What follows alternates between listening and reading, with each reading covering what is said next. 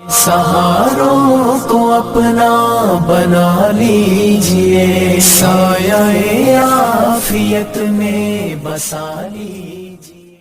अब मैं आपको बताऊं एक चीज, जिन चीजों को हम समझते हैं कि यही कुल है दुनिया में, नौजवान ये समझता है कि एक खूबसूरत लड़की मिल जाए पूरी जिंदगी है। देखो उसी पर तो शेर व शायरी करता है, उसी पर तो पूरी मोहब्बत के नगमे गाता है, उसे मालूम नहीं कितने दिन क्या ये आयश है। और कुछ लोग ये समझते हैं कि माल, गाड़ी, कार, बंगला हो जाए यही सब कुछ है। तकरीबन इन्हीं में हम सब दौड़ रहे हैं, इन्हीं में हम दौड़ रहे हैं। एक बादशाह ने ऐलान किया कि आज मेरी इनायतों का दरिया जोश में है, मैं खूब अता करूंगा। लोगों को बुलाया, एक कोई बंदा ऐसा आ जाए जिसके लिए मैं कहता हूं अपने हाथ में एक छड़ी ले ले, लकड़ी ले ले, और वह जमीन पर दायरा खींचता जाए सुबह फजर के बाद। अब वो दायरा खींचता खींचता सूरज के डूबने से पहले पहले तक जितना दायरा खींच लेगा वो पूरी जमीन उसके नाम पे कर दूंगा। दिन भर में आप कितने एकड़ खींच लेंगे? अगर फ्री में मिल रहा है तो कौन छोड़ेगा? दायरा खींचने के लिए कहा कि जो लकीर से सर्कल बना ले, जितना बना लेगा, लेकिन टाइम है सूरज डूबने से पहले पहले तक। उसमें से एक वजीर या एक सिपाही आगे आया और उसने अपने हाथ में छड़ी ले ली। बादशाह सलामत, मुझे इजाजत दे दे।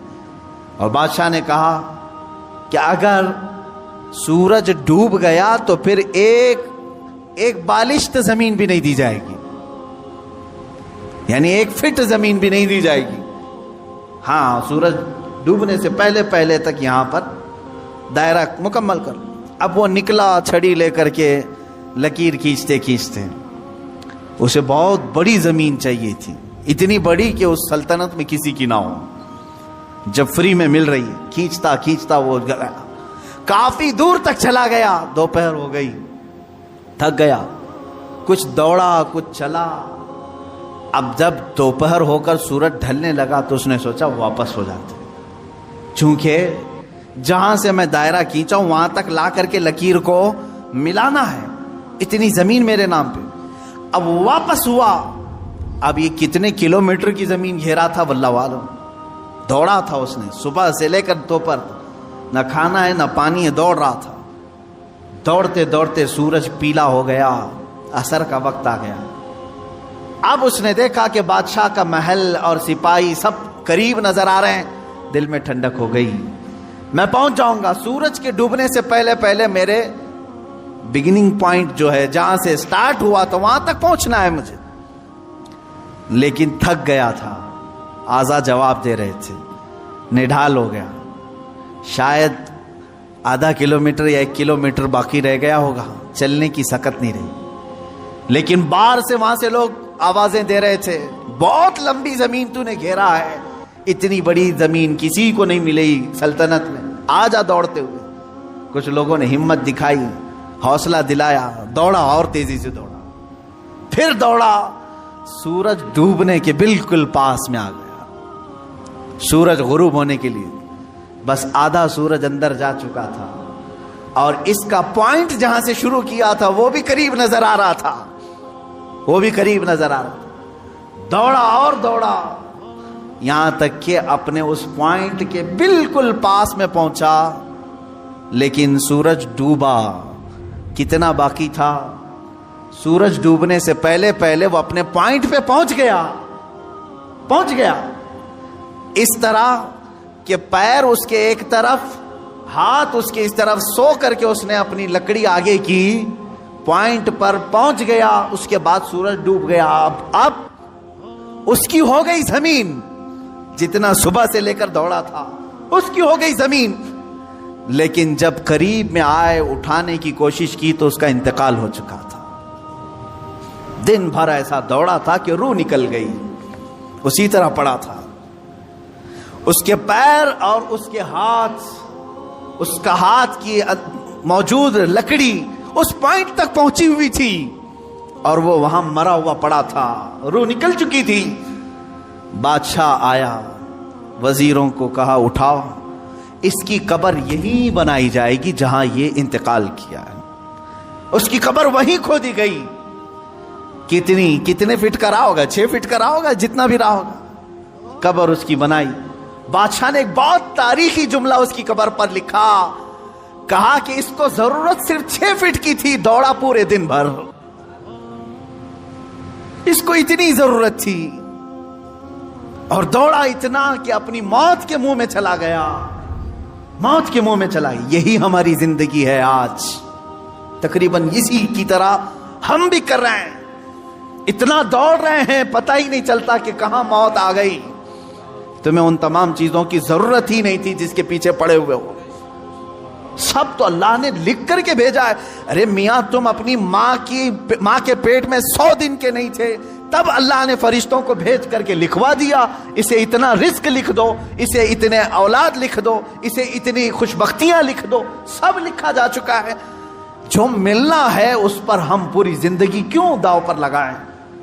ہمیں تو اس مولا کو راضی کرنے کے لیے زندگی خرچ کرنی چاہیے، ہم وہ نہیں کر سکے۔ میں یہاں چند بزرگوں کی بات بتا دوں، اللہ والے، کیا دنیا میں انہوں نے کچھ حاصل نہیں کیا؟ مخدوم علی شاہ مینا رحمت اللہ تعالی علیہ، محمد شاہ مینا رحمت اللہ علیہ، لکھنؤ کے بڑے بزرگ، ان کی سیرت میں نے پڑھا۔ جانتے ہیں عبادت بھی کیسے کرتے تھے؟ اللہ اکبر، رات کے وقت کھلی دیوار جو ہوتی، کمپاؤنڈ جیسے ہوتا ہے دیوار کے اوپر کھڑے ہو جاتے تھے، عبادت کے لیے کھڑے ہوتے تھے، ادھر بھی نیچے ادھر بھی نیچے، بیچ میں دیوار ہے، کھڑے کھڑے عبادت کرتے تھے رات تک۔ لوگ کہتے کہ حضور مسجد ہے، نیچے صحن ہے، آرام سے کریں۔ کہتے جب آرام ملتا ہے تو نیند آ جاتی ہے، آرام ملتا ہے تو نیند آ جاتی ہے۔ میں دیوار پر کھڑا ہوتا ہوں اور رات کو نیند آتی ہے تو کبھی کبھار دیوار سے گر جاتا ہوں۔ تو کہا گر جاتے ہیں پھر بھی کھڑے ہوتے ہیں؟ کہا ہاں، جو جسم غافل ہوگا اس کی سزا یہی ہے کہ وہ دیوار سے گرایا جائے، جو اپنے مولا سے غافل ہو اس کی سزا یہی ہے کہ اسے گرایا جائے۔ یہ اللہ والے تھے جو لمحے بھر کے لیے غافل ہوتے تو اپنے جسموں کو سزا دے دیتے تھے۔ حضرت سیدنا ابو بکر شبلی رحمت اللہ تعالی علیہ، یہ ہمارے سلسلہ قادریہ کے بڑے بزرگ ہیں۔ بحر شبلی شیر حق دنیا کے کتوں سے بچا، ایک کارک عبد واحد بے ریا کے واسطے، ہم شجرہ میں پڑھتے ہیں ان کا نام۔ حضرت ابو بکر شبلی رحمت اللہ علیہ بغداد شریف کے بزرگ ہیں۔ سیدنا امام اعظم ابو حنیفہ رضی اللہ تعالیٰ عنہ کے پڑوس میں دفن ہیں۔ آپ جب رات کو ذکر الہی کے لیے کھڑے ہوتے یا عبادت کے لیے کھڑے ہوتے، ایک مرتبہ ایسا ہوا کہ آپ کو جھپکی آئی، نیند آئی۔ یہاں تو لوگ رات تو چھوڑے، جمعہ میں سوتے ہیں، بہت سارے لوگ تو جمعہ میں اپنی نیند کمپلیٹ کر کے آتے ہیں، پتہ ہی نہیں چلا کہ امام کب کھڑا ہوا، اقامت کب ہوئی، خطبہ تو پورا نیند میں چلا گیا۔ واللہ عالم سوتے ہیں یا پھر کشف کرتے ہیں، مراقبہ کرتے ہیں، 4تھی منزل پر پہنچتے ہوں گے۔ عزیزان گرامی، یہ وہ دل سوتا ہے جسے اپنے رب تعالیٰ کی طرف توجہ نہیں ہوتی۔ وہ آیا ہے رسم ادا کرنے کے لیے، وہ آیا ہے لوگوں کے دکھاوے کے لیے۔ دل کی توجہ اور دل کی حضوری ہو تو نیند کہاں کی۔